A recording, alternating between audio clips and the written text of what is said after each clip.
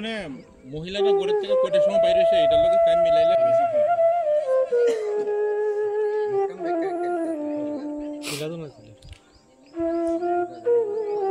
মুখটা তোলো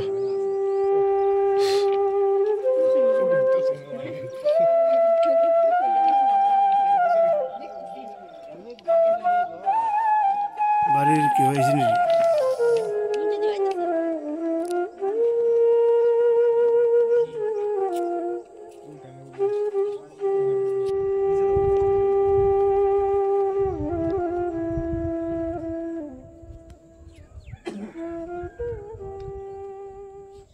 এটা উজ্জ্বলা দাস সরকার মহিলার নাম।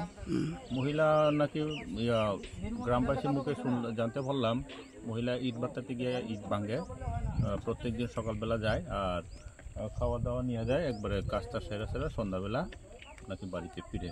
আজকেও অন্যান্য দিনের মতো মনে হয় সকালে যাইতেছিল কাজের কর্মস্থলে, কাজের ইট ভাঙার উদ্দেশ্যে, কিন্তু যাওয়ার সময় ব্রিজটা পারানোর সময় হঠাৎ করে মনে হয় ট্রেনটা এসে গেছে, তারপর বৃদ্ধ মহিলা যেমন নিজেকে বাঁচাতে পারছে না, তো ওই ট্রেনের সঙ্গে ধাক্কা খাইয়া সেটা মনে হয় মারা গেছে।